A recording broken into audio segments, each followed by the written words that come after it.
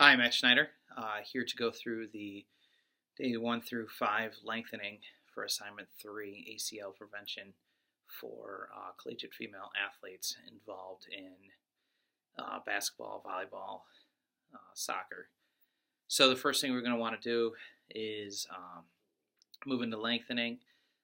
My rationale for skipping self-myofascial release is reflected in my paper.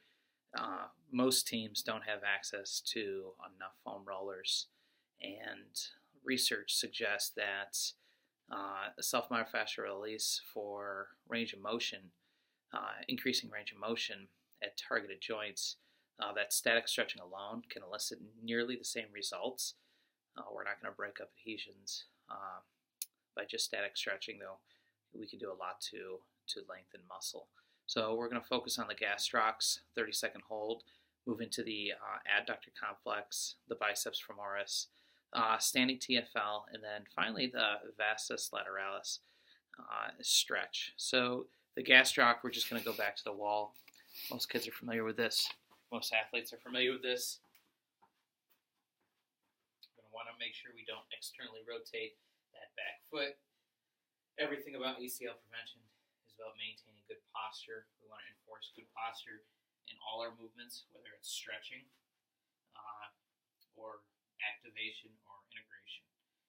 Make sure our leg is at full extension, and because gastroc crosses two joints, it'll be at maximum length when we go into this stretch.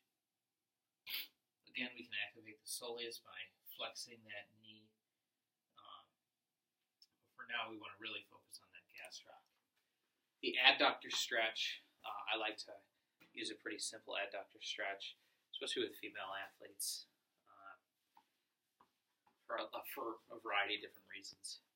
But feet shoulder width apart, good athletic position. I tell my athletes make sure our toes, our second toe is in line with our patellas, in line with our hips. Feet are probably a little bit too far apart. And just to start this stretch, I have my athletes sit back, extend our knees, and then kind of pick our toes up so we're on the balls of our feet, and they'll start to feel this stretch in their adductors. Moving out, they take a short step out. This is really when we start to lengthen all the adductor muscles. And it's important to keep that knee behind the toe here. Make sure on their heels, and they're sitting back, and they're not bending over. They're maintaining good posture, flat back, bending at their hips. 30 seconds on each side too. We don't want to externally rotate our femur. We want to keep those toes pointed forward.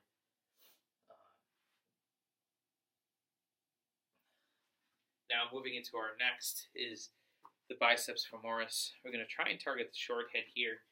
I can't really do this particular stretch all that well for a number of reasons. I'm going to go to the supine position. I'm going to have our athletes stretch out. They're going to raise that leg. And now we've got our hamstrings at maximum length. As you can tell, I lack a lot of range of motion here, so this is a hard one for me. So what I would do is for those particular athletes, I would find, a rope or something. Yoga straps work great, pretty inexpensive. Teams usually have access to a couple of these. And I would do an assisted. And then I'm rolling over. You can tell just how tight I am. And encourage the athlete to pull across. So we're going to pull superiorly, and we're going to cross midline, or try to cross midline, and target that biceps femoris. We're going to do that on both sides. Our next stretch is going to be a standing TFL. Have our athletes come back to their feet. I always have them externally rotate that foot, step forward. They might start to feel this in their adductors. And then you're going to raise, and then look. And they should start to feel this stretch. And it's important they kind of play with position here to target that TFL. Finally, the vastus lateralis. It's a hard muscle to target and to isolate on its own for lengthening. So we look at the quadriceps. We want to make sure that they're at length. So we don't want to do a standing. This puts our spine into a lumbar extension, and we're not really getting the maximal length. We're not really stretching. We're putting a lot of pressure on our lumbar spine. So we go down to a 90-90 position. One of the things we don't want to do is we don't want to do a lot of this. There's not really a lot of extension. We get out of our coxal joint. So in order to lengthen those, we're going to put our foot up against the wall. And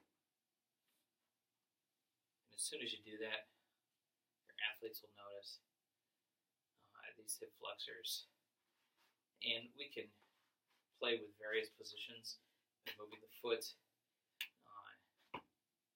out and in, just outside the sagittal plane. We kind of move a little bit here. We can even, to try and target that lateral side, we can kind of take that back foot and kick it out just a little bit, though I don't like putting that kind of motion into our knee. So